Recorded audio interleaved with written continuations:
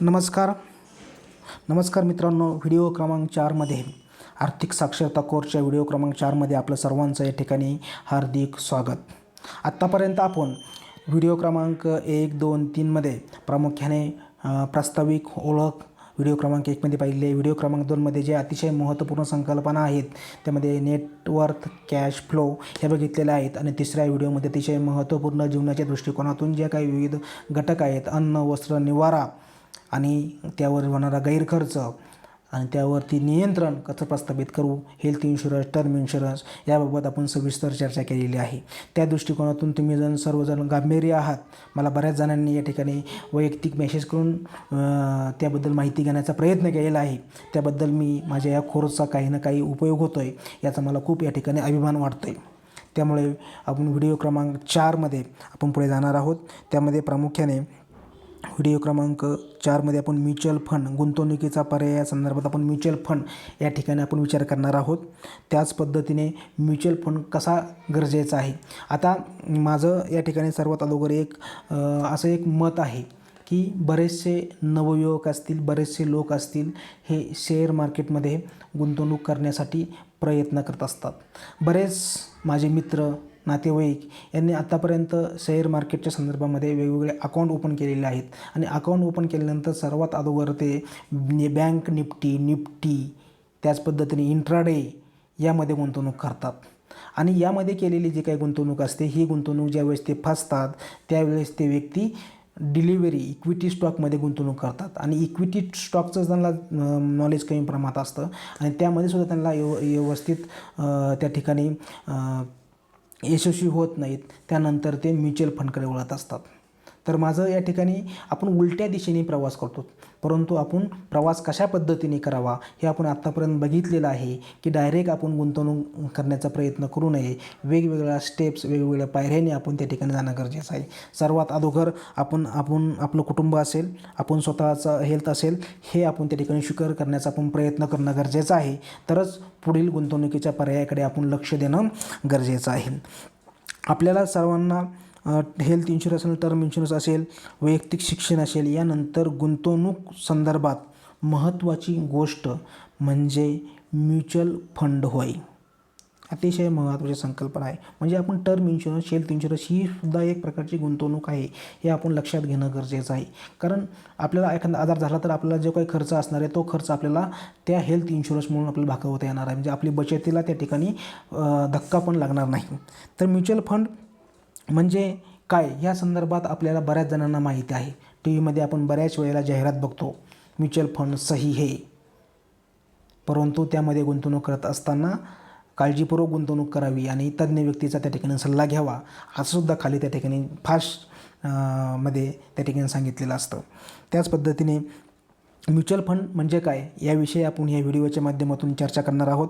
त्यामध्ये प्रामुख्याने mutual fund ही एक प्रकारची गुंतवणूक असते. यात विविध गुंतवणूकदाराचे पैसे एकत्र केले जातात व हे गोळा केलेले पैसे म्युच्युअल फंडचा जो काही व्यवस्थापक, आपण त्याला मॅनेजर असं म्हणतो, तर हे मॅनेजर हे पैसे शेअर्स असतील, सरकारी कर्जरोखे असतील, गोल्ड असतील, यामध्ये हे पैसे गुंतवत असतो. म्हणजे हे पैसे गुंतवत असताना जो काही म्युच्युअल फंडचा व्यवस्थापक असतो, जो काही मॅनेजर असतो, तो तज्ज्ञ असतो. त्याला 15 ते 16 वर्षाचा शेअर मार्केटमधील गुंतवणूक क्षेत्रातील त्याला अनुभव असतो. त्याच पद्धतीने त्याच्याकडे विशिष्ट प्रकारचे डिग्री, त्या विशिष्ट प्रकारचे कोर्स केल्याचं त्याच्याकडे प्रमाणपत्र त्याकडे असतात. आणि त्याला बाजारातील चढ उताराचं त्याला पूर्णपणे नॉलेज असतं. त्यामुळे ते पैसे केव्हा गुंतवायचे, पैसे केव्हा काढायचे हे त्याला सविस्तर माहिती असतं. त्यामुळे अतिशय सेफ असणारी गुंतवणूक म्हणजे म्युच्युअल फंडमधील असणारी गुंतवणूक होय. त्या पद्धतीने आपण जर विचार केला, म्युच्युअल फंड जो काही व्यवस्थापक असतो, आपण आत्ता सांगितलेलं आहे की तो तज्ज्ञ व्यक्ती असतो. सेबीच्या सर्व नियमांच्या त्या ठिकाणी नेमणूक केलेल्या असतात. आणि हे म्युच्युअल फंड जे काही तयार होत असतात ते सर्व सेबीच्या अंतर्गत असतात. त्यामुळे अतिशय सिक्युअर त्या ठिकाणी अतिशय सुरक्षित ते फंड असतात. त्यामध्ये गुंतवणूक करण्यासाठी काहीही हरकत नाही. ज्या व्यक्तीला काहीही माहिती नाही त्या व्यक्तीने त्या ठिकाणी गुंतवणूक करणं गरजेचं आहे. त्याच पद्धतीने त्यामुळे कोणत्या शेअर्समध्ये गुंतवणूक करावी, कधी गुंतवणूक करावी, कधी पैसे गुंतवायचे हे त्यांना माहिती असतं. त्यामुळे म्युच्युअल फंड हे अतिशय सेफ्टी या ठिकाणी आपल्याला जाणवतात. त्याच पद्धतीने म्युच्युअल फंडचे फायदे आहेत. पहिला फायदा आहे FD व RDपेक्षा निश्चित जास्त फायदा मिळतो.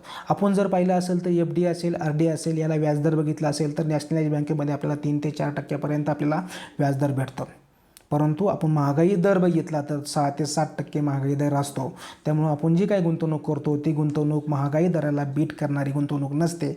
त्यामुळे म्युच्युअल फंडमध्ये आपण जी काही गुंतवणूक करतो त्याला सर्वसाधारणपणे तुम्ही जर 5 वर्ष 6 वर्ष जर गुंतवणूक केली असेल सलग पद्धतीने तर तुम्हाला निश्चितच 12 ते 15% रिटर्न्स तुम्हाला त्या ठिकाणी मिळतात.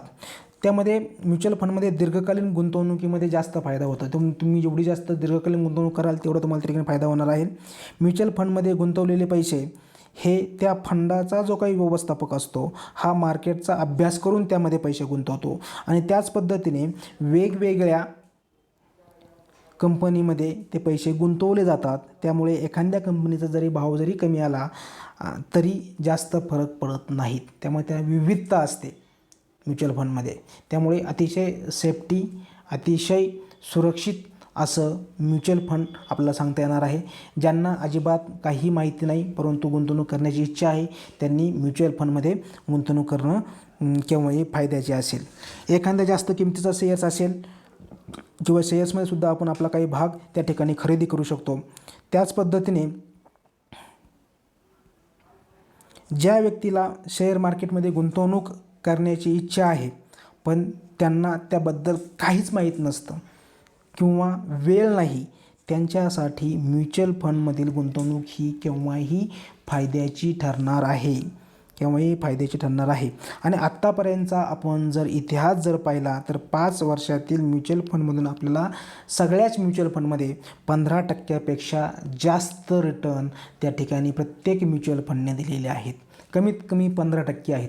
जास्तीत जास्त काहींचे 30%, काहींचे 40% त्या ठिकाणी रिटर्न दिलेले आहेत.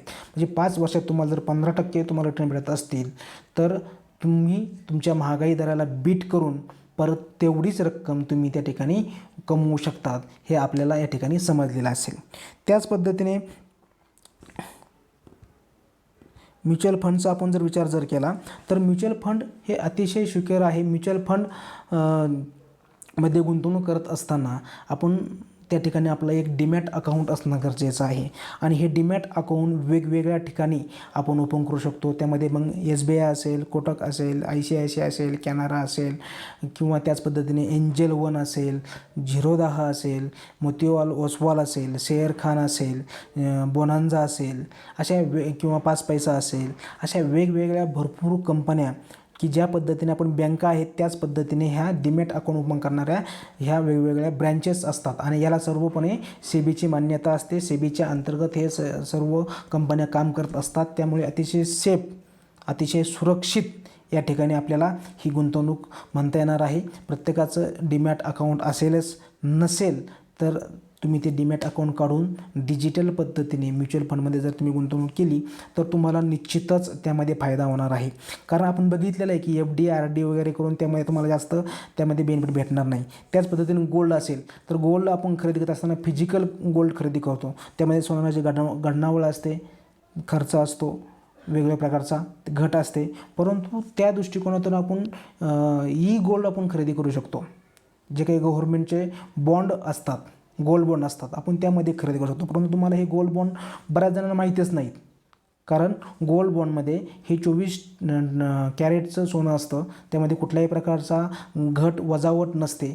आपण जेवढे पैसे गुंतवू तेवढं आपल्याला त्या ठिकाणी 1 ग्रॅमपासून आपल्याला त्या ठिकाणी सोनं आपल्याला आपल्या नावावरती गोल्ड बॉन्ड त्या ठिकाणी होत असतो आणि आपल्याला जेव्हा वाटेल तेव्हा आपण तो गोल्ड बॉन्ड मोडू शकतो.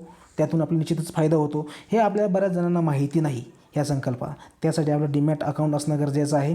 आता आपण या ठिकाणी म्युच्युअल फंड म्हणजे काय आपण बघितलेलं आहे. तर म्युच्युअल फंड म्हणजे पुन्हा एकदा आपण जर विचार जर केला तर बऱ्याच लोकांकडून पैसे गोळा करून पैसे गोळा करतात आणि एक विशिष्ट फंडचा व्यवस्थापक तो विशिष्ट शेअर्समध्ये, विशिष्ट सेक्टरमध्ये ते पैसे त्या ठिकाणी टाकतो, ते पैसे त्या ठिकाणी काढतो आणि त्यातून जो काही फायदा होईल तो फायदा आपल्या सर्वांना, ज्यांनी पैसे गुंतवले असेल त्या सर्वांना विभागून देत असतो. त्याच पद्धतीने आता आपण म्युच्युअल फंडचा विचार जर केला तर म्युच्युअल फंडचे वेगवेगळे प्रकार असतात, भरपूर प्रकार आहेत. धोकादायक, कमी धोकादायक, अतिशय कमी धोकादायक.